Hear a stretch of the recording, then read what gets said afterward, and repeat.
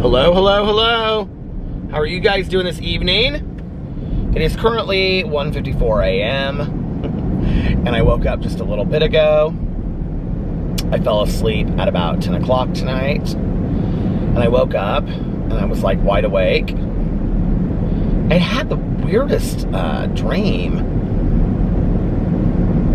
It had to do with my like neighbors, and we were like they lived in my aunt's old house, and we were going to my cousin's house for Christmas. It was so strange. And we were like in this, they had a van, and the wife was like in a wheelchair in the back of the van. She's not in a wheelchair. And we were going to pick up their youngest son. They only have one son, to take him to Christmas with us. It was the weirdest dream. And we ended up stopping like at this like truck stop kind of place, and there were all these people there that were trying to find rides to go to different places. And I was like, you guys just go ahead and I'll Uber. But like in the dream, I didn't have a phone. And so I was trying to, there were these girls there that I knew, and I was like borrowing their iPad to like find an Uber, but Uber was like different on this iPad, and I couldn't figure it out, and I was so confused. And I was like laughing, trying to like figure it out and stuff. Anyway, we ended up at my aunt's house, because like in the dream, maybe that was the beginning of the dream, I don't know, but the house looked different, and I was like telling them what it used to look like when my aunt lived there, because I was like, well, before you guys moved in, this is what it looked like, and it had this here, and it had that there, and I don't know what that's about. Strange. Anyway, I woke up and Alex like looked over, and Alex was playing his game, and I just had the strangest dream, and I was trying to tell him, and he was like, oh really? Mm-hmm. He was just like sitting there playing his game. He was like, listening to me. So I was like, well, I think I'm gonna go vlog, because I have a new headlight in, so now I can vlog. Today was a really good day.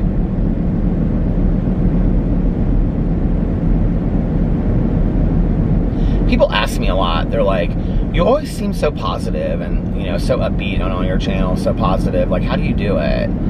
I'm not, like, all the time. I mean, I have my down moments, like everybody as well. I think I really... Is my bag, like, turned over? Oh, it's turned around. I think I just, you know, for so long was so negative. Like I've talked about on here before, I really worked hard at waking up and, you know, being in a more positive mood every day. And, you know, the last couple of years really focusing on gratitude and all of that. And coming from a point of gratitude and using gratitude as an action. That I just try to look at each day, you know, as the possibility for having just an amazing day, or, you know, good things to come, or what are we going to learn today, things like that, you know, as well as an opportunity for growth. I was just talking to my sponsor she always stays up late like I do, so I checked in with her for a couple minutes, and we were talking about that, and yeah, I just try to, you know, make the most of it. I think when I'm having kind of like a down day, you know, it doesn't typically, for me anymore, it's not when like something happens. I mean, that is true, but I feel like I have tools in my toolbox today that if, you know, something happens and one of my friends is sick, or, you know, whatnot, that, who's texting that I try to use my tools in my toolbox to, like, you know, suit up and show up or be present and work through that and whatnot.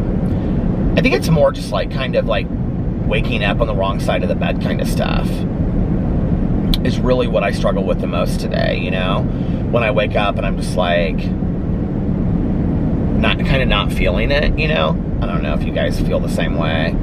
You just wake up some days and you don't feel like a 9 or a 10. I mean, there are a lot of days I wake up and I feel a 9 or a 10, but there are a lot of days that I wake up that I don't. And I also think like having like migraine disorder is a big part of, for me, like I wake up, sometimes my head really, really hurts.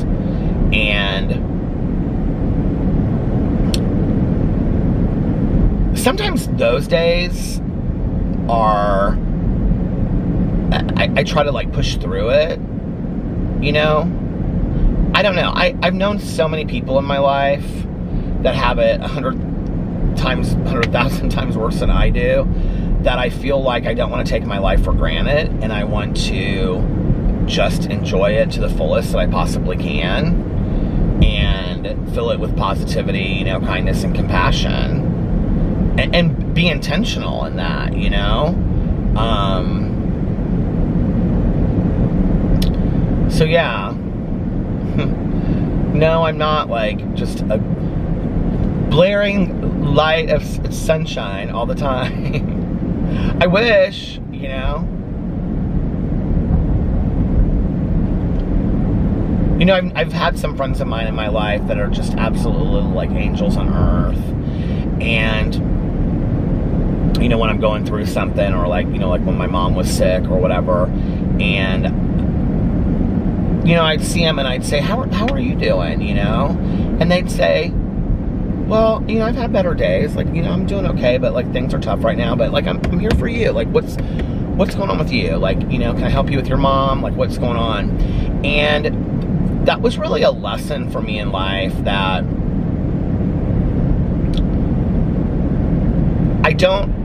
whatever I'm going through doesn't have to be worse than what everybody else is going through, you know? I think that's the selfishness and the self-centeredness of the disease of addiction, that we sometimes want to just talk about us, you know, and me, and what I'm going through and how difficult it is and all that kind of stuff, when the reality is there's so many people out there, most people are going through things that are much harder than I'm going through, you know? And so those friends of mine and family, my cousin Caroline is very much like that, and Tanya, they're very much role models for me in how to live a good life and how to be there for somebody else. And I think, you know, in recovery we learn about being of service to somebody else, and the best way to get out of yourself is to be there for somebody else and to be of service to somebody else. So I don't know, that's what I've learned, and that's what I've tried to, you know, practice the last couple years, you know, last 20 years, I guess. But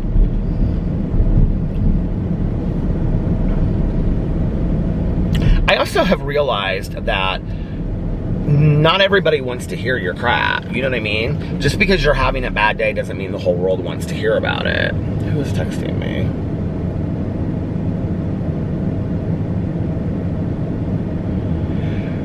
Oh, man.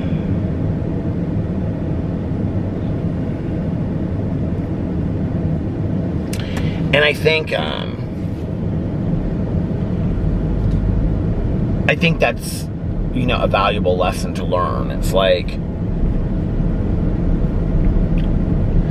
I think sometimes when you complain about everything, because I used to, that then people don't really know, like, when are you really, like, seriously complaining about something, you know, because you complain all the time about everything. Have you ever known anybody that does that, that's just, you know, negative all the time?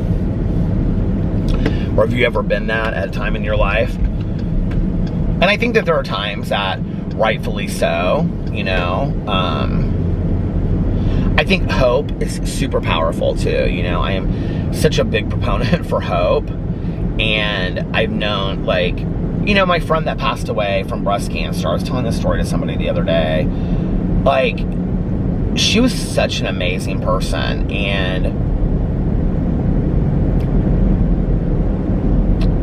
I remember, like, just like the last couple years, she tried so many different things that her doctors were recommending to her. And whenever I would talk to her, I'd be like, so what do you think? And she'd say, well, I don't know. I'm hoping that it'll work, you know? Like, this is what they're telling me we're going to do now. And,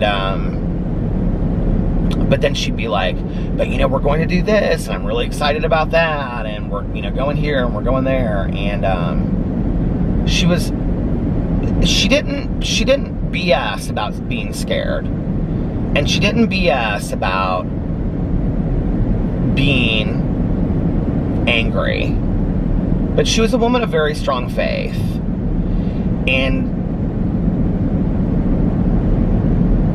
she always tried to look at the hope in things, you know, and she was full of hope. She just really, really was full of hope. She was an amazing woman.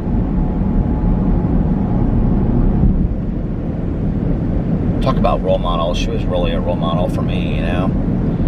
And she really took what she was going through and tried to help other people with it.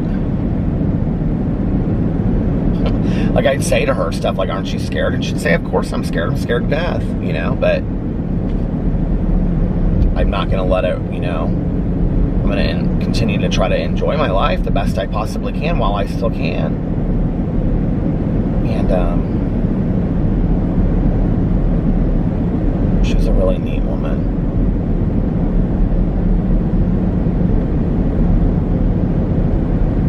Really, really neat woman. I've been blessed in this life, you know, to be surrounded by some of the coolest people, some of the neatest people that have really just taught me some amazing things in my life. And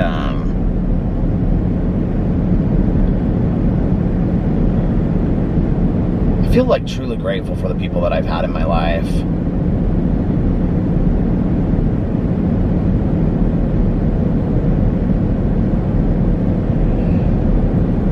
I was talking about in a Peter Wisdom's video the other day about the whole idea of, like, people come into your life for, like, a reason, a season, or a lifetime. I don't know if you've heard that saying, you know. And I feel like I've had people that have come into my life for all three. And the reality is that the older that you get, what you realize is you have very few lifetime people, you know.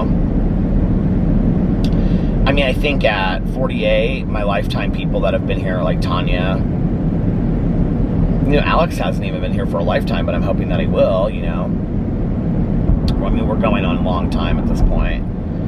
It's interesting because I almost kind of see things like in two different ways. Like, I see my life like before I got sober and after I got sober, like, as far as people in my life. And then I see like my life as, like, before my mom passed and after my mom passed, because in both of those situations, my life shifted so profoundly. Like, when I got sober, the people that I was friends with before, not all of them, but the majority of them, I would say, I didn't continue to hang out with and see on a regular basis. And that was also at an interesting period of my, like, life, just as far as age, because that was an age when a lot of my friends were graduating from college and they were moving away, you know. I had several of my friends that moved. 3 of my closest friends moved out west. 2 to Washington and 1 to Portland. 2 sisters moved to Washington, and one of my closest friends moved to Portland. And then, you know, I had other friends that moved other places. So it wasn't just about getting sober, but it was about, you know, creating a new friend group. And then I didn't really have any friends, like, close friends my first year or two sober. I had my one friend that she got sober while I was in treatment, the one that called me in treatment on New Year's Eve. Her sobriety birthday is January 1st. And she and I hung out for like the first 6 months, like every day, and went to meetings and stuff. But she ended up going to grad school. She moved away. And then she got married, and she stayed far away. And then after she left, I didn't really have a lot of friends. I met my first long-term boyfriend later that year. And then the following year is when my old roommate moved back, and she and my boyfriend and we got an apartment together. So there was that. And then I met Tanya, I think like a year after that. And that was when Tanya introduced me to everybody, like the group that she was part of that went to our home group. And I started hanging out with them. And Tanya and I have been friends ever since. That have been the year after that? Yeah, I think so. And,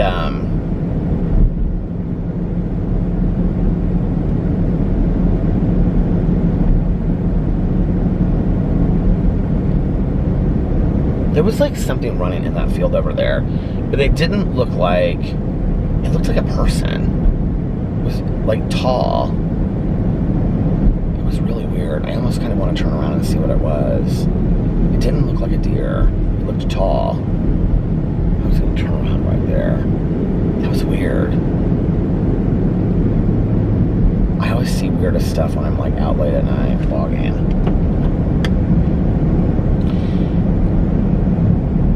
And then with my mom, I was just talking to somebody about this today. It was like, oh, I should have turned around right there.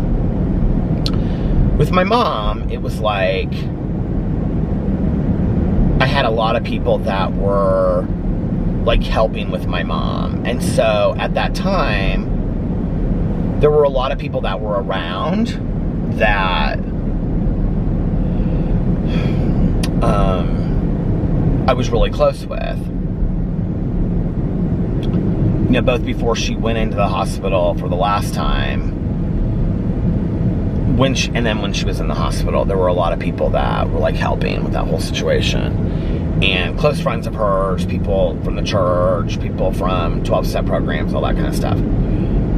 And it's always interesting because I've noticed this, that when, you know, you go through like a tragedy like that and somebody passes and people are like, oh, we're gonna go have dinner next week and all this kind of stuff. And it really doesn't happen. Like,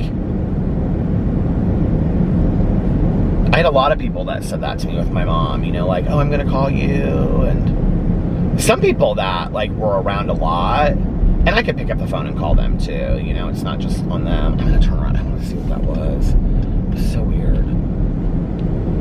It probably was like a sign out in the middle of a yard, and I thought it was like something running, or a tree blowing in the wind or something. But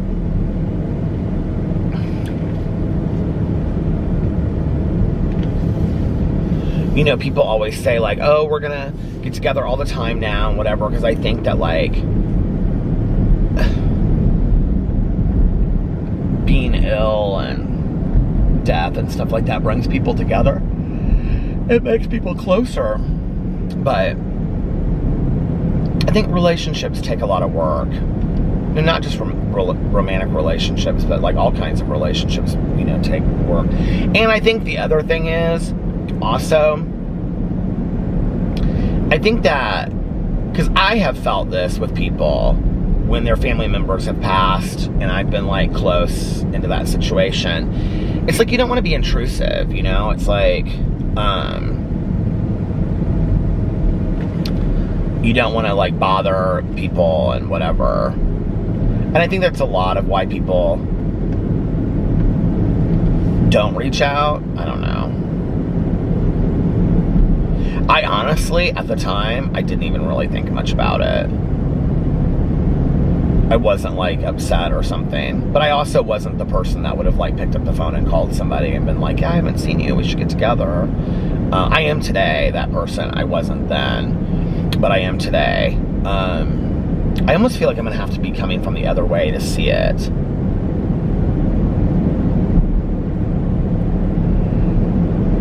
Okay. This is scary. Then why are you doing it? Because I want to know.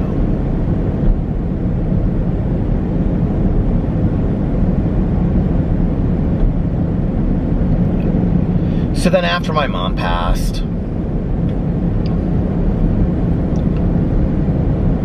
it was like a lot of the people that were around me for so long, I don't even know where it was. I thought it was like right there. Maybe it was like right over here.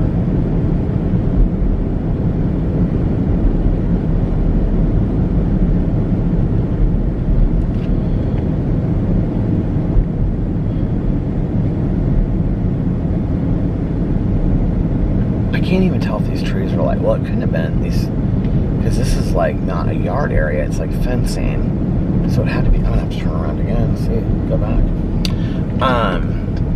Well, it's probably gone, whatever it was now, right? But I'm literally just doing circles.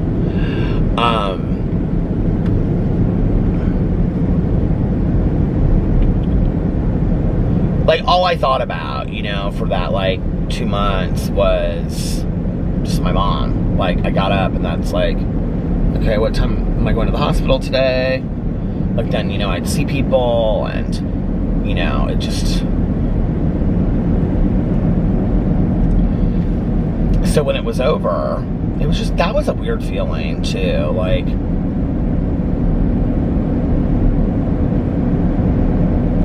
Like, it just was over, you know?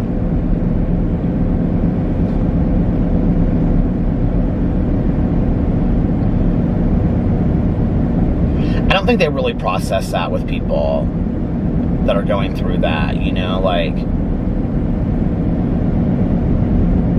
I don't know who they is, but... You know, like, and how you're gonna feel. Like, you get up every day for 2 months, over 2 months, and you're going to the hospital, and then one day you're just not gonna go to the hospital. I should have turned around there. And then one day you're just not gonna go to the hospital anymore because there's no reason to, you know? Like, I remember when my mom passed away, my aunt freaked out, and she was like, well, where are you taking her? And the nurse was, like, really nice, and she was like, well, we're taking her downstairs, and she was like, well, I have to go with her. My uncle was like, Kathy, you can't go with her. Like, she was like, well, but what do I do next? What's next? Like, what? You know, I think we don't really know what to do next sometimes, you know? I think it's hard. Nobody teaches you that stuff. You just go with it.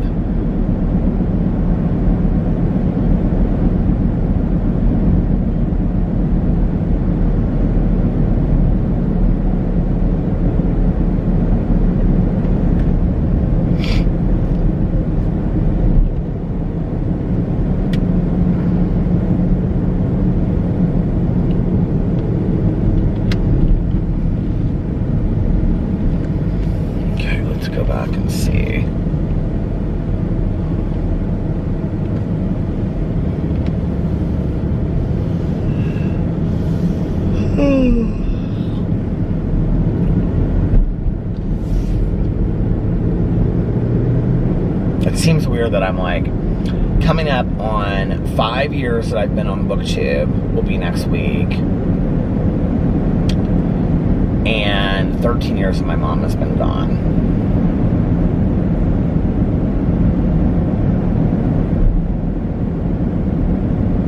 I mean, it's almost kind of like a lifetime, you know? It really is. And so much of my life changed that year.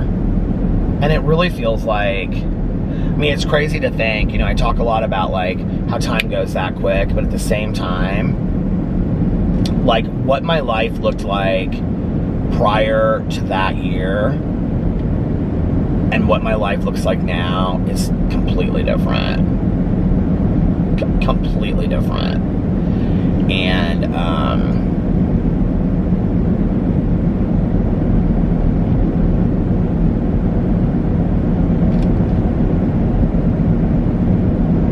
so I guess, like, a lot does change over time, you know?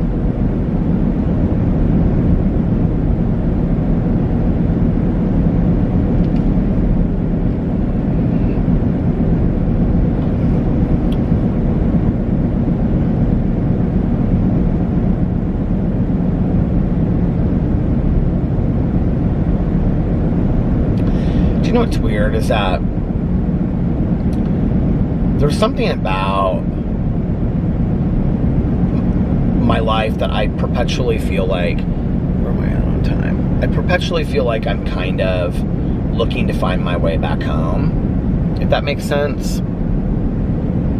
You know, I've talked a lot about, like, when I was using, that it's like I talk a lot about this in my personal life. I don't know how much I've shared it on here, but I think I have. That it's like you're going down the road and you get off in the desert, but then you get back on. Like if you're going to Las Vegas, you get off in the desert, but then you get back on the road. But when you get back on the road, you've missed a lot of the road. So you're still on the same road, right? Like your life is still the same road, but you've missed a lot of it because you've been out in the desert. Like that's how I feel like my using was. But I feel like in some ways, okay, where did I see this thing?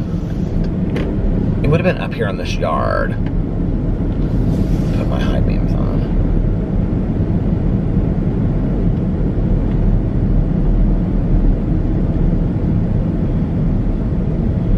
Well, there's trees, so it's not that. I don't know what it was, you guys. It's flat there, so... Oh, there's two little trees. I bet that's what it was that I saw. They, like, just planted. I bet that's what it is. It's kind of an interesting place to put two trees. But anyway, oh well. I was hoping it would be something more exciting than two little trees. Do you guys remember the night that I saw the cooler on the side of the road? And we all thought it was going to be like from that movie 7. But I call it a cooler. What's the word I'm looking for? There's a different word for cooler. I can't think of it now. But anyway, I think in some ways I've like who I was when I was younger, like the things I believed in, certain, like, you know, how I want my life to look, nesting, just having a home, you know, like that I've always kind of yearned for or wanted to have in my life. Like, I feel like a lot of my life has been about getting back to that. And here's somebody behind me that has a headlight out. Getting back to trying to find that home, if that makes sense. Which I do think is why,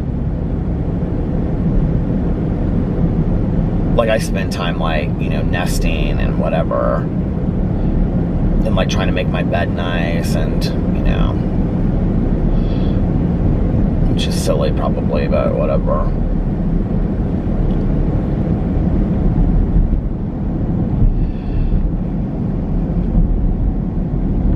I think when I was younger, I spent so much time kind of like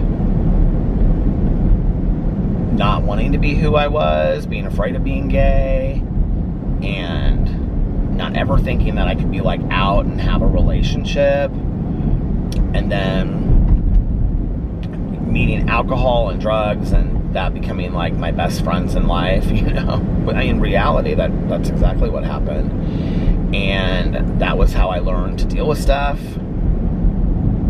And then getting sober, and then kind of like working all these years to get back to that point where I just have this very simple life.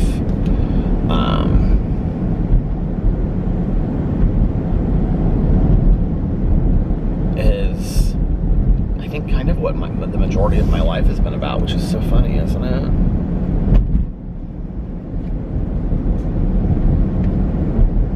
I always wonder what would have happened, like, well, it stopped. I was saying that, I said I always wonder, but I don't always, but quite a bit I think about, I wonder what would have happened to me had I, like, not been raised in a home where I had, like, an alcoholic mother, and I wasn't bullied, and I just had a normal, whatever childhood, I wonder if my life would look any different. This car is, like, speeding up right up behind me. I don't know if you guys can see the lights, but then it's, like, pulling way back, and then it's, like, speeding. And now it's trying to pass me on the right. What is it doing? This is making me very nervous. I'm gonna let it. I need to go straight, but oh, they're swerving over into my lane and stuff. What are they doing? Okay, that made me nervous. So they turned.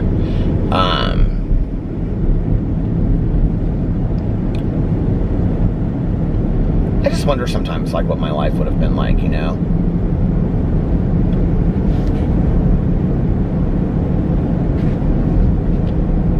It could have been more difficult in other ways, too, I mean, that's the thing I think when we think that, I can't be the only person that's ever wondered that, like, if circumstances were different, what would my life look like? I'm sure so many of us think that, right?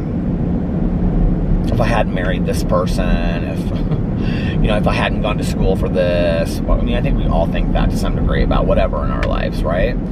But the thing is, that's interesting about that is that whenever we think about that, typically, we're thinking about it from the perspective of the fact that we did live that life. So when we're thinking, like, I wonder what my life would look like differently if these things had been different, we're still looking at it from the point of view that it had happened, right? Like most of us, I think. So, because the reality is that life that I just described is the opposite of everything I had, but it could have had its own, troubles as well that came along with it that I didn't, I think that's when I, like, met this guy that, like, we went to high school together. Well, we went to junior high and high school together, or did we go to all three schools together? I don't remember, but we didn't talk in high school. We didn't really know each other and whatever, and I ran into him a couple years ago. And a really nice guy. He never was cruel to me or anything in high school. But I remember we were standing there talking, and he said something about... We ended up having this really nice conversation. But he said something about, you don't... Look, I said, you have no idea how hard school was for me, or something like that. He goes, you have no idea how hard school was for me. And he was like, the expectations that my grades were this, and athletically this, and all this kind of stuff. And, I really had never looked at it from that point of view before. I really had never thought that somebody that seemingly had it all could have had a really tough time in high school, too. That, that they had these expectations. Now, I had friends of mine whose parents, not many, I really didn't, which is kind of surprising. I'll tell you what's surprising that people probably wouldn't expect is that all of my friends were kind of, like, different in high school, right? Like, my one friend that I went to kindergarten, elementary, junior high, high school, and college with, she had real long hair, and she, like, colored it burgundy, and she'd wear, like, sunglasses, like, she wasn't in school always, and so during school she had, like, big black sunglasses, pulled up. She wore black from head to toe, and all these, rings and necklaces and anarchy signs, and she'd wear, concert t-shirts, punk rock concert t-shirts. And then I had two friends of mine that were twins, and they were real different, and that was kind of like my main, like, those were my main friends. And my friend that moved to Portland later, she was kind of more beatnik, artsy. We were actually, our style was probably a little bit more similar. And then my senior year, I kind of had some different friends. Like, I had my friend that watches my vlog. She and I actually spent a lot of time together, like going out to eat places and driving around, listening to music and stuff. And and then my friend that was a year behind me in high school, and then another friend of mine that when we went on the orchestra trip, she was there. She had real long dark hair. She was kind of more artsy and beatnikish too, but still very different. And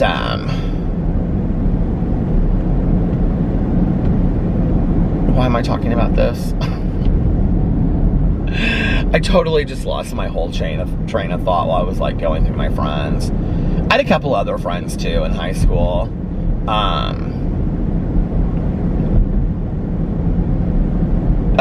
What I was going to say was, I don't know how I remember that. Wiggle your toes and you'll remember that, like, my friend that I went to, like, kindergarten, elementary, junior high, high school, and college, graduate school with, she got, like, straight A's in high school.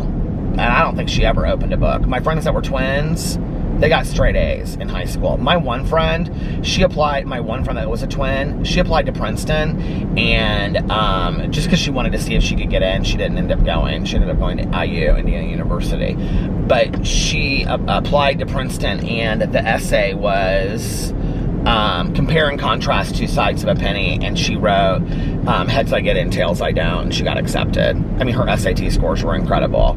I mean, I didn't know. I wasn't thinking about grades or anything. All of my friends in high school, the majority of them got really good grades. I don't remember ever talking to my friends about grades, except for just knowing that they got good grades, you know, and they didn't open a book and they didn't study, because none of my friends studied. They were just naturally smart people. And, but I don't know that you would have known that, you know what I mean? Like, I don't know, I just think that there was,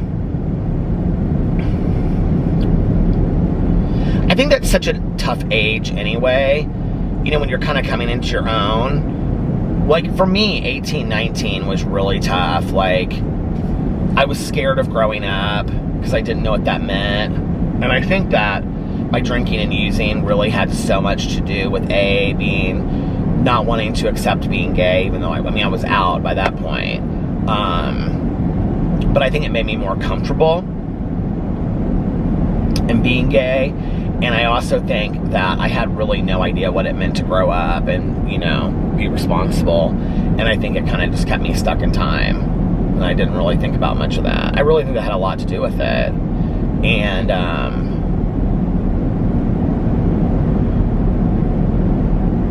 it was interesting out of all of my friends, because I was probably like the one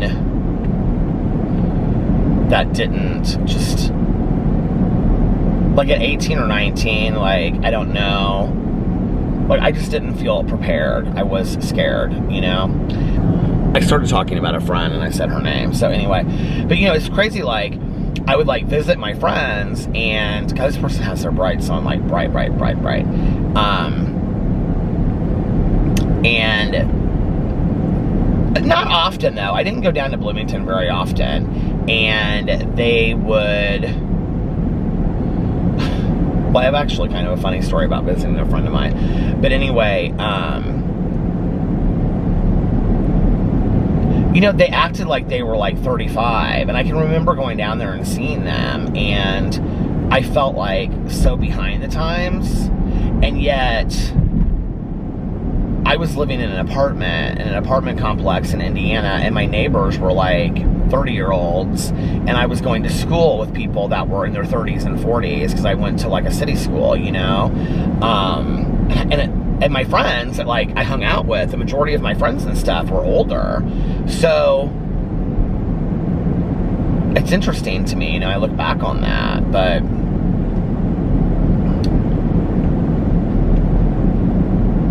I grew up a lot in sobriety, you know. I really learned how to be an adult in sobriety, how to be responsible. And I fought it, you know. I just, but I did. I learned. My first sponsor was, like, so big on just doing stuff,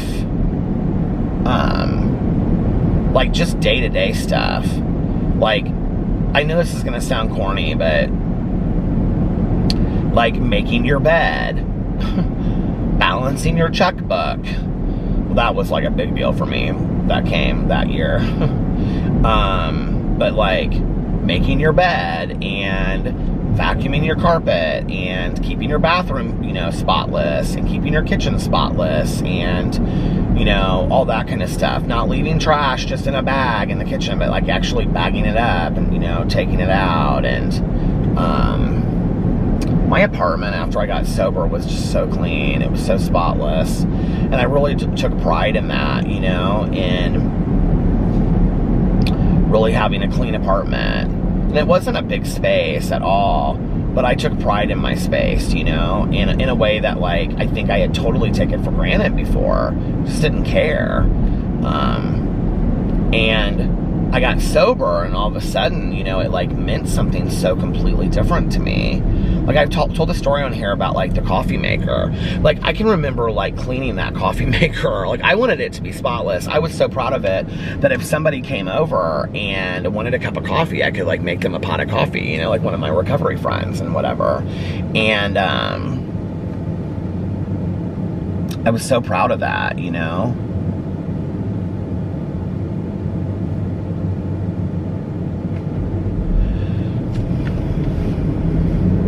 I've been thinking a lot lately about that first year of my sobriety.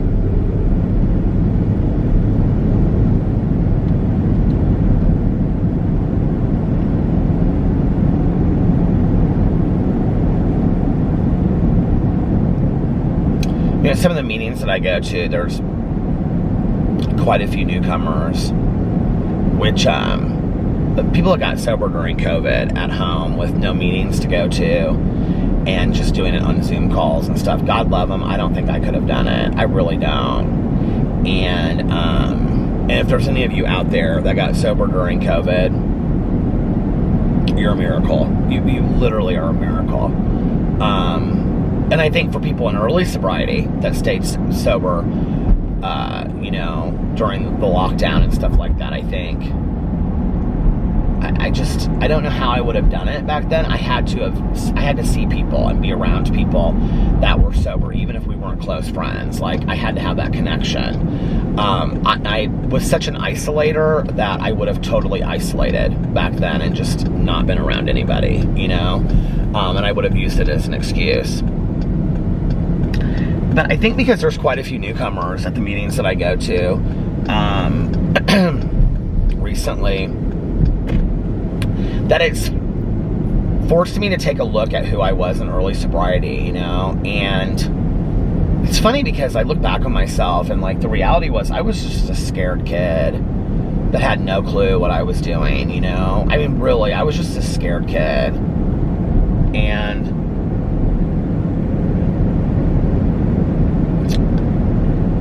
although I knew if I kept on using I was going to die, that wasn't really my bottom. Like, people talk about, like, you know, you have to hit your bottom. I'm not a believer you have to hit your bottom. Like, I'm just going to tell you that. I believe you can, like, pick your bottom. And my bottom, for me, I think it was definitely my fear of homelessness, because I had no clue how to take care of myself. And, but, that being said, I knew I was really close to dying. I had the doctor in treatment, who then later became a good friend of mine. He was a friend of my dad's already. Fantastic man. Tell me how close to dying I came, with what my numbers were like and things like that. And, you know, I shouldn't be here. And so I knew that. Like, I don't really know how to explain this any better than, I don't know how to explain it any better than just to say it. And for those that get it, they get it. And I guess, I don't know. But, like, I wasn't, like, I didn't want to die, and I was terrified of dying, but I knew that if I continued to use, I was going to die. Even though that wasn't the reason I was staying sober, I knew it to be true. And I don't know if that makes any sense. And I can't believe I just said it the way that I wanted to say it, but that's how I felt. Like, I just knew that that was a truism. Like, when people would say to me, if you keep on using, you're gonna die. Like, I wasn't one of those people in those addict alcoholics in early sobriety. I was like, that's not gonna happen to me. Like, I knew you're not gonna make it to 25 if you keep on using. And I cared. On some level, I cared. But it wasn't the reason that got me sober. I don't know how to explain it. It wasn't the thing that Like, it was really the fear of me being, I think the immediate fear was homelessness. I think, because I think I knew, like, it's not going to happen immediately. If I die, it's going to be, like, down the road. But I believed it to be true when people said it to me. You know, I didn't, like, fight it. Like, I knew that I was going to die if I kept on using. And I really thought, I think one of the... Okay, I stopped it because I was telling the story, and I thought, well, I probably shouldn't tell that story, but it doesn't have anything to do with me whatsoever, but that's why it's not my story to tell. But needless to say, what I'll take from that, what I was going to say was, I started hearing stories of other people that were young, that were having incredible medical issues related to specifically to drinking, but also to other substances. And I thought to myself, you are not going to be here, or your life is going to look really not pretty at a young age if you do not get this under order. I just think, like, I know this is going to sound crazy, but, like, fear really drove me to sobriety at the beginning. Fear of a lot of different things. What is this? Closed? Oh, from June 1st. They're constantly closing roads for stuff. But really, it was fear of homelessness. I think that was the immediate thing. Because, you know, like, my dad made no bones about it, that if you use, I'm done. And, I didn't know any way to take care of myself other than deal. I wasn't a good one at that. So, and I knew that.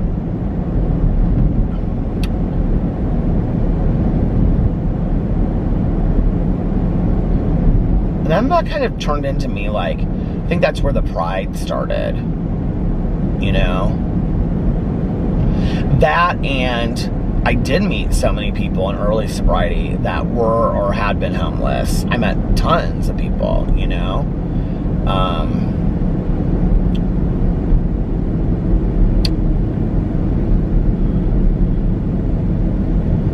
It was interesting because that was like a changing time for sobriety in Indianapolis. When I got sober,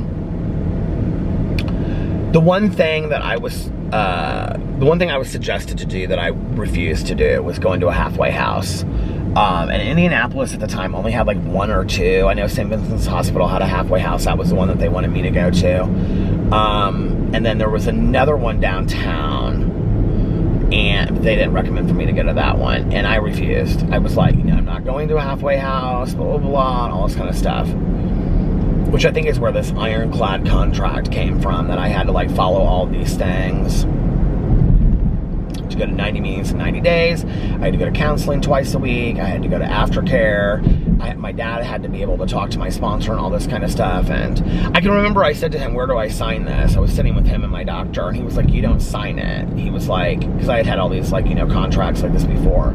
I was like, what do you mean I don't sign it? He's like, you don't sign it. Like, if you don't follow it, you get the hell out. I'm done. I mean, my dad was angry, and rightfully so.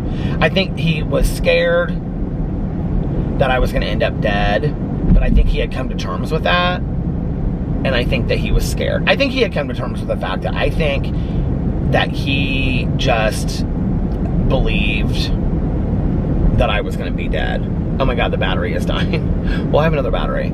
I did not receive, nor do I feel like I deserved them, lots of pats on the back from my dad or anybody for a long time in sobriety. I didn't hear a lot of, I'm proud of you, that kind of stuff, because... and if I did, it was rarely. And you know what? I didn't get sober for that. And that's okay. I didn't get sober for the pats on the back. I did it for me. I didn't do it for anybody else. But when I did hear it from my dad, it did mean a lot to me down the road. Because I knew that my dad, he just really believed I was going to end up dying from this disease. I mean, he really believed, like, I'm gonna bury my son. I know that. We've had that conversation, you know? It was like I told this story on here not too long ago. Well, I've told it a couple times, but when we went to lunch for my birthday a couple years ago and we were talking about stuff, and I said, do you think that I would have, if I was still using, do you think he goes, you'd be dead? And I mean, he didn't miss a beat. And I said, well, you think so? Really? Like, it didn't take you long to answer that. I don't remember what I said. He was like, oh, absolutely, without a doubt, you would be dead. And, I mean, I think to have to come to terms with the fact that your kid is going to die because of their decision to put substances in their body, like, that's scary, you know? Let me pull in here and change this battery.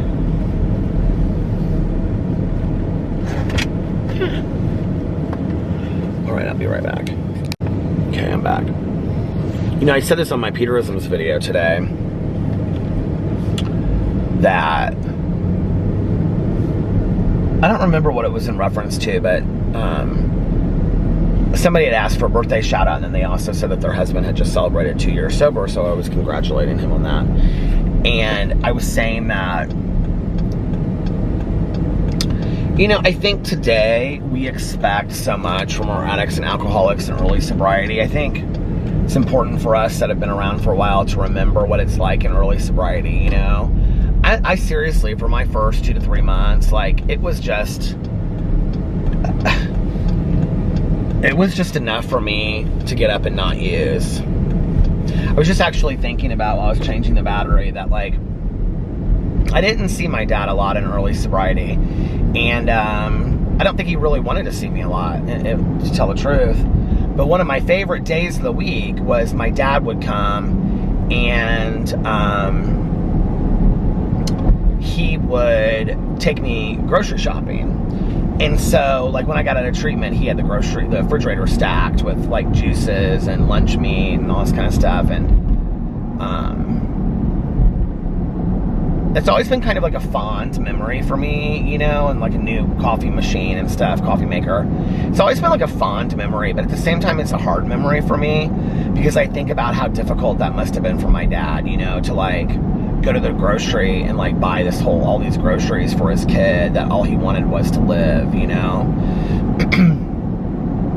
And, but he would come and take me, like, once a week to the grocery store. He wouldn't give me any money, but he would take me to the grocery store and buy me groceries, which was, I mean, I look back on that, it's so nice, isn't it?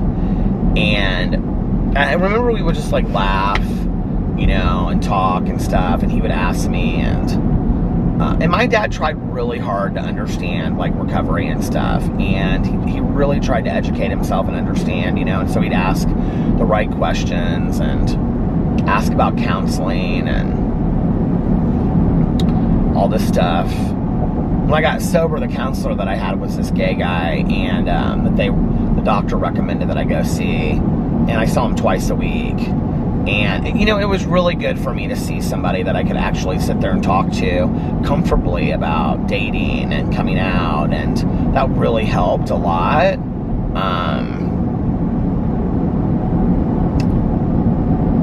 So anyway, but I remember my dad used to, you know, we would, like, joke, and he'd help me bring up the groceries, and he'd stand there in the kitchen, and I'd be like, you want a glass of juice or a cup of coffee? He'd be like, I'll have a glass of juice. And, you know, he'd stand there, and he probably had, you know, no interest to stand there and have a glass of juice, but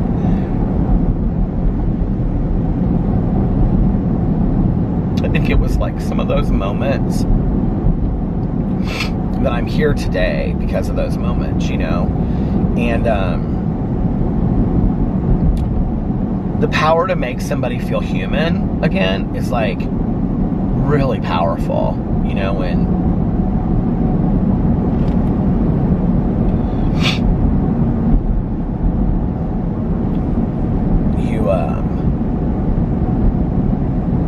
you feel human again. I don't even know how to explain it. It's like, I mean, I think about the things that were important to me in early sobriety, and they're silly, you know. It's going to a meeting and seeing people and getting a cup of coffee in a styrofoam cup. Like, that meant so much to me. It still means so much to me, you know? And,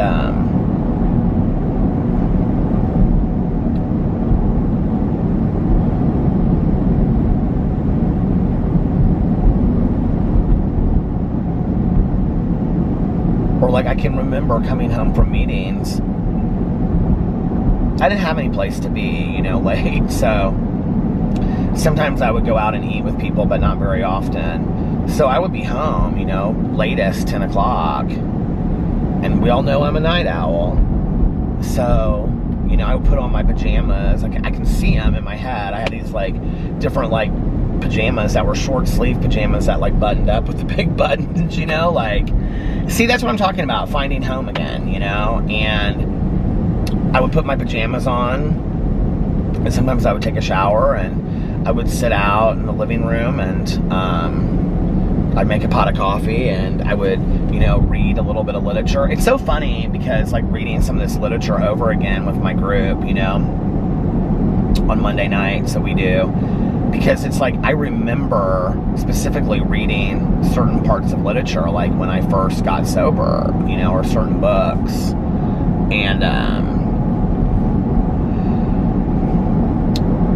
but, you know, I would read, like, let's say 5 or 10 pages, and then I would do my nightly meditation books, and I would do an inventory, and, you know, and then I would turn on a movie, and I would sit there and watch a movie, and drink coffee, and smoke one cigarette after another, and, you know, and then I would go to bed at, like, 1 o'clock in the morning or something, and start the whole thing over tomorrow. And I felt good. I felt alive, you know. For the first time in a long time, I felt like a human being. And I laughed and I cried, and it was good. Sober life is almost more fun now, though, than it was then. Like, I feel like at that time, it was like I had a purpose, and the purpose was just to stay sober. Like, to stay sober as many days as I could. Like, I didn't really know. Like, I would say in early sobriety, I wasn't convinced I was staying around forever. But honestly, I wasn't, you know? That's like when I hear people say, like, you have to have a real desire to get clean and sober. I'm not sure I believe that. You know, I have a lot of people that I know in my life that were court-ordered to go to treatment, or court-ordered to go to treatment, yes, but court-ordered to go to meetings, and they had to get a paper signed and go to meetings every single day. And then flash forward, they're some of the people that work amazing recovery programs, you know, and they got there by way of the court systems. I believe in drug courts. I believe in court ordering people to meetings. You know, I stuck around enough for the miracle to happen, and that's what they say. You know, I stuck around enough where one day I was standing in a parking lot at about 6 months sober holding this token, and I thought, you have never done anything in your life for 6 months, let alone not use. Like, what is going on? I really didn't understand it. I was really like, what is going on here, you know? And, but I had done this thing, and it felt good, and it felt lonely. It felt real lonely. I didn't have a lot of people, but that was okay. I did it. You know what's really funny is, I tell people this all the time. I'm sure you guys probably find this hard to believe. I don't like to go to meetings where I don't know people. It makes me uncomfortable. You know, I know you guys know I have social anxiety, so hell, my sponsor and all my friends, they love to go to meetings where they don't know people and just go to a brand new meeting. I was just talking to a friend of mine about this not too long ago, and I said that to her. I said, God, I don't like to go to meetings. She was like, you should come to this meeting, whatever. And I said, well, I would. Are you going to be there? And she goes, well, it doesn't matter if I'm there or not. And I said, I don't like to go to meetings where I don't know anybody. It makes me nervous. And she started laughing. She said, I love going to meetings where I don't know anybody. You get to meet everybody too. I mean, I do. Once I go there, like if I have a friend like take me one time and say, okay, we're going to go try this new meeting, I'm totally fine walking in there with somebody. But after that, I'm like, you know, I can do it on my own. But you know, back then, I didn't have any problems going to meetings by myself. I don't think.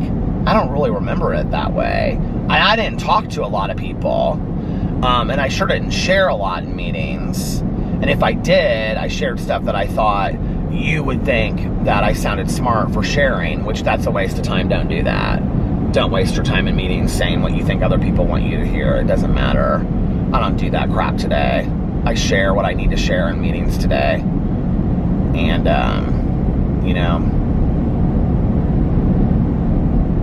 Tanya and my sponsor always taught me to tell on yourself exactly where you're at in life. When you go to a meeting, tell where you're at, what's going on with you that day, you know, and apply it to whatever the topic is. But tell on yourself, tell where you're at in life, you know, and get it out. And that's what I do, you know, and that's saved my life. It's an amazing life. Recovery is really, really an amazing life. Really, really, really, really, really, really, really, really, really, really an amazing life.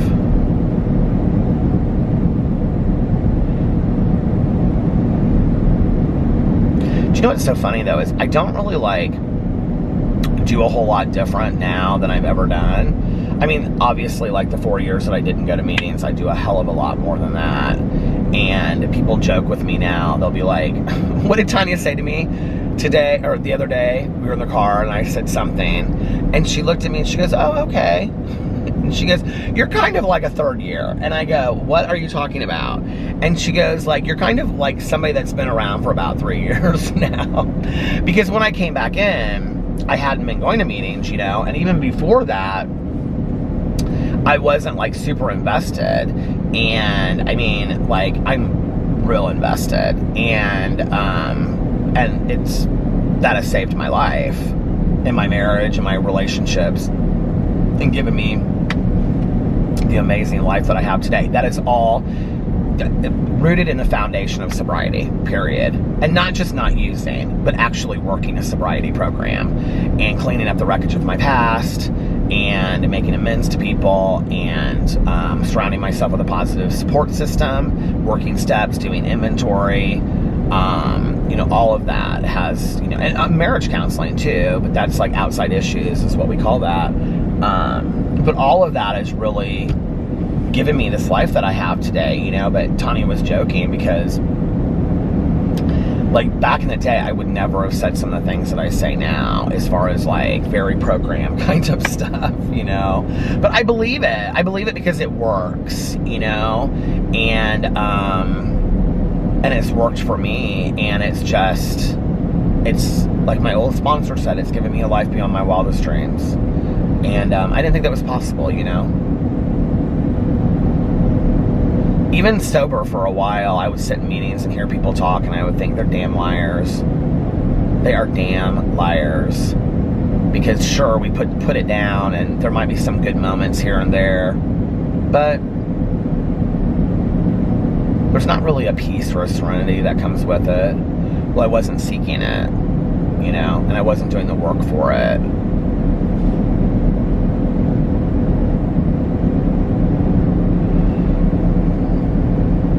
And I want that today.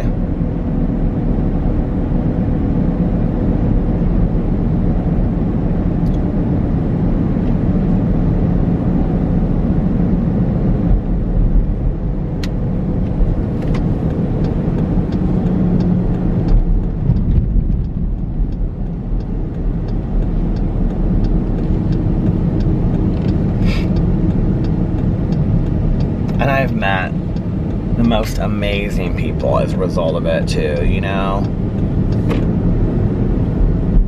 When I think back in my life of like all of the really truly incredible people that I have met as a result of my sobriety, it's just unbelievable.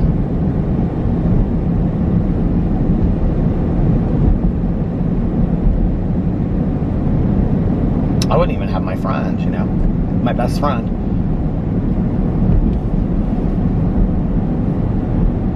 I think that's a new hair salon. It looks like they opened a hair salon in like an old building. That was kind of cute.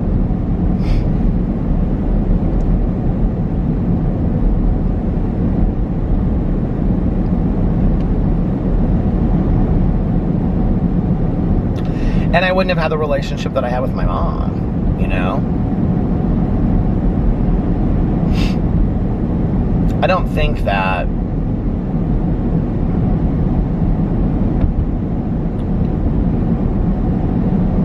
I'm probably going to always grieve my mom to some extent. And she was my mom.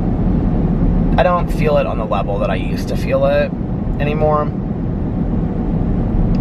Which is going to sound strange when I say this, but it almost kind of makes me sad,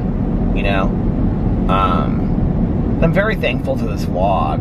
This vlog has given me a platform, sound phony, but it's given me a place to talk about stories of my mom and how I felt about my mom. And if you go back and you watch like the first year or two of my vlog, I talked a lot about my mom and cried a lot, and I miss my mom. I do. I'll always miss my mom, but I don't feel the same way that I used to. It doesn't have the same feeling that it had before. And I think that I don't think she would be sad about that. I think she would say, I want you to live your life and have an amazing life. I don't want you to be stuck in, being sad about me forever. I think she would have said, I want you to be sad for a while. I was your mom, but the reality is that it was hard. I'm an only child and she was my mom and we were very close and we shared a lot. We shared sobriety together. But I don't have the same...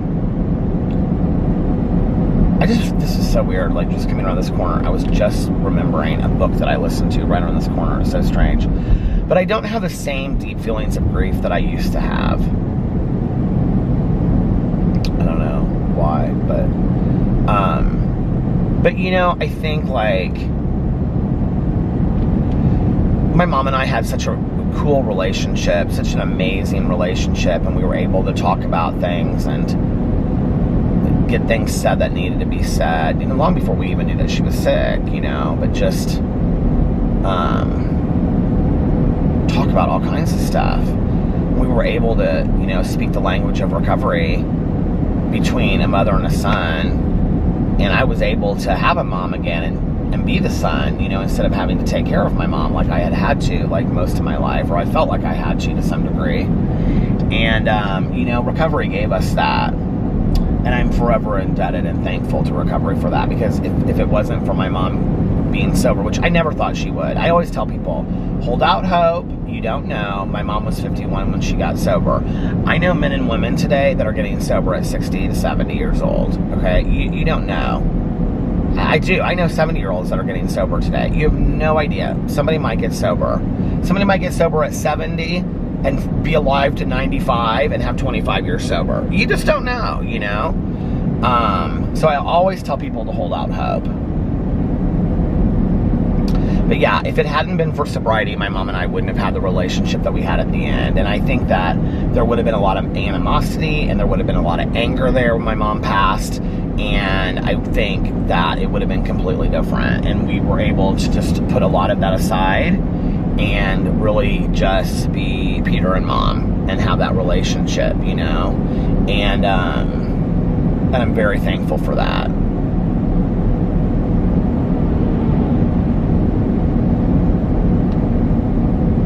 Because honestly, that wasn't something that I thought that I would ever have in my life. I really didn't. I didn't think that I would ever have...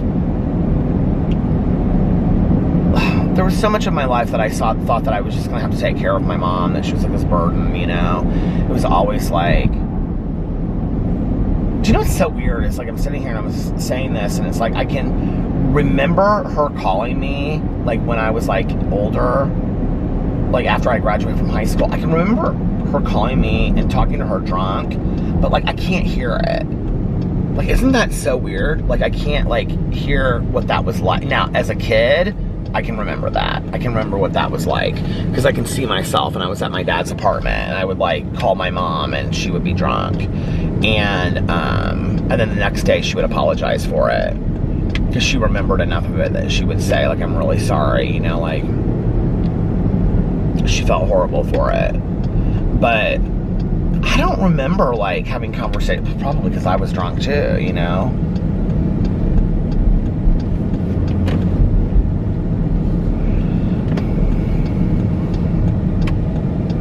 I do remember that I went to this outpatient program, and I was really serious about staying sober, which was a couple years before I got sober. I was really serious about it. Like, I really wanted to be sober. And I can remember I was at my mom's house for something. I don't remember what it was. Just a Saturday. I don't remember. But I was in this outpatient program, and I was going out as well. And I was literally like, it was bad. But anyway, I wasn't doing anything besides just go to this outpatient program. I wasn't going to meetings or anything. But I was going to this outpatient program, and I wanted to stay sober. I do know that. I didn't want to use anymore. And so I remember I can see myself standing there in her courtyard, and she said, well, what are you doing now? And I said, I'm going out with some friends tonight. And she was like, how are you going to go out with your friends? And I mean, at that time, I had probably not drank for like 2 or 3 weeks. And 2 weeks, maybe. Maybe a week and a half. I don't know. She was like, and she was drinking at the time. It wasn't like she was sober. She was like, how are you going to go out with your friends? She always called them those bars, to those bars downtown. And she didn't have any issues with them being gay bars. She didn't care if they were gay or straight bars. She called them all those bars. How are you going to go downtown to those bars and not drink? And I said, Mother, I'm very serious about my sobriety. And I think I started drinking like that weekend or something. And I remember she used to always bring that up. And even like my first couple years sober, like she would really struggle with it. She would say, I had more sobriety time than she did. And, you know, I was like coming up on like 2 years or something. And she was like, I know, but that one time when you were in the IOP program and I just worry about you sometimes. And I'm like, I'm not even seeing anybody or going out anywhere. I mean, I really did change a lot. And that's not to say that I didn't go out sometimes, but if I went out with sober people. I did what I was told to do. But I didn't go out in early sobriety. I just didn't. I didn't feel like I could. It scared me, honestly, you know?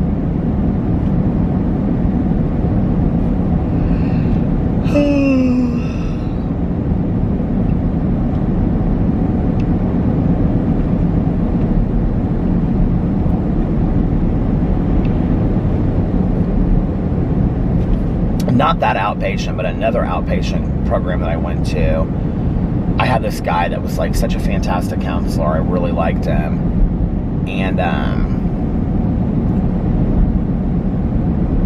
somebody just the other day, God, if I was like 20 at the time, he was probably 50, which means he'd be 30 years older than me. Someone the other day, that can't be true.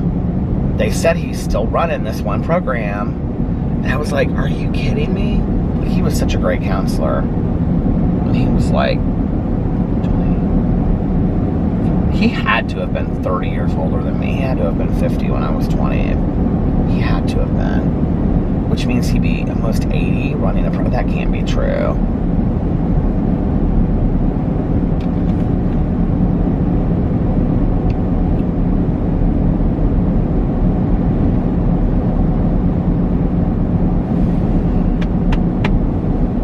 Oh, man.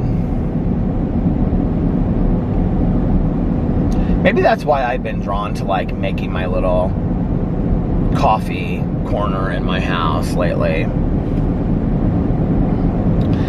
I told Alex that, because we were talking about, like, how we want to do the kitchen and stuff, and I said, I really want, like, a whole area that's just, like, a coffee bar area. And he was like, I think that would be really sweet. And he was like, I think that'd be cute. Because, you know, Alex made me the little coffee corner over where I have, like, the coffee maker, the Keurig, and all this kind of stuff. So, although I think I might bring it to the other side, but I like where it's at now, but it would just be easier if it was on the other side, because then it would be, like, right underneath my coffee cups. So, I don't know, that might be something that I change. But when I go to people's houses and they have like a little coffee, like, you know, area where they make coffee every morning, I love that. I don't make a pot of coffee very often. I kind of miss doing that. Where were we? Somewhere, and I asked Alex, I said, Alex, get an espresso if you want an espresso. If you want one. I like espressos. I don't drink it very often. I drink coffee usually unless we're on vacation. And he goes, no, I just like regular coffee. And I said, okay. And I said, you know, we can make like a pot of coffee at home. He was like, okay. And I was like, I'm just saying, like, if you wanted to make a pot of coffee at home, we could, you know, like on the weekends or whatever. He was like, okay. But like Alex will drink like a cup of coffee. He's not like, oh, is the train coming? I'm gonna get stopped on the train here, coming up here. Yeah, the train's coming. I love listening to the train. Oh, here it comes. I can see it down here. Do you see it?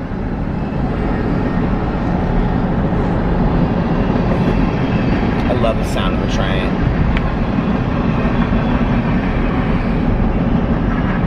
This little house right here, I have to show you. If you watch Schitt's Creek, this little brick house here, brick building. Do you see this?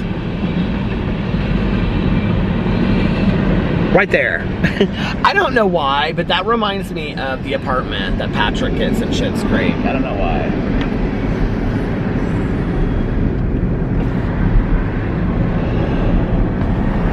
Is the train over already?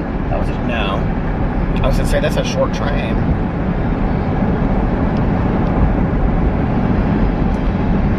It makes me nervous to get real close to the train. Does it make anybody else nervous?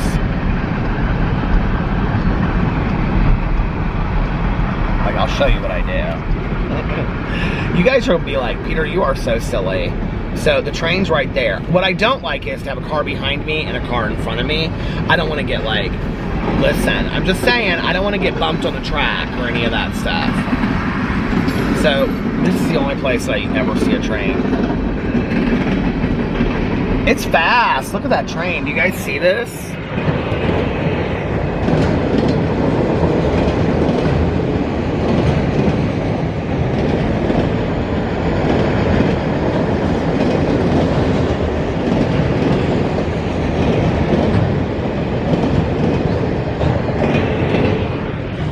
So anyway, like I said, I don't want to get bumped on the track. So I sit here until the train is done. I know, isn't that so funny? I do remember when I was finishing those Alice Oseman books right around Christmas. I was so into them. Solitaire, I think. The other, I can't remember what the other one is called. Radio Silence. Oh, they were so good. But I drove way down there, and then I drove way back, and then I drove down there, and I drove back, and then I went back over there. Because I was really into those Alice Oseman books.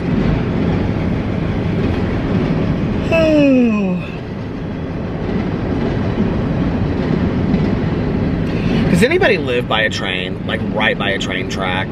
Is it soothing to go to It's over, the train's done? Yep, there it is. Does anybody live right by a train track? Is it soothing to fall asleep to? I think it would be really soothing to fall asleep to a train. But then there's probably people that are like, oh my God, it's so loud. No, you would hate it.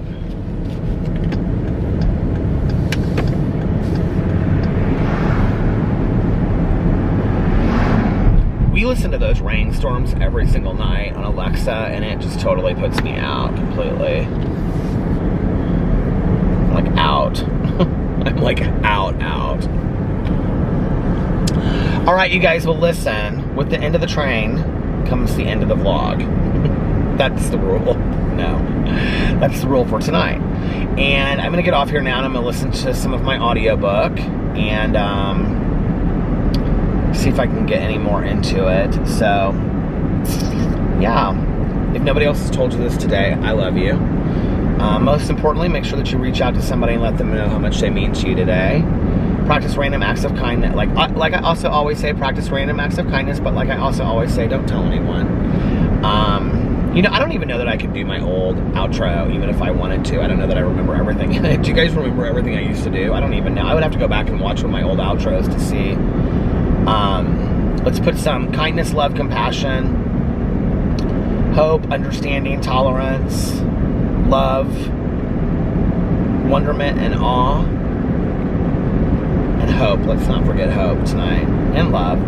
Love is the most important, I think, out there into the world. Always lead with love, like it says in the 4 agreements. And like I said, if nobody else has told you this today, I love you. And I hope you guys are having an amazing, oh, it's Friday. I hope you're having an amazing Friday, a magical beginning to your weekend. And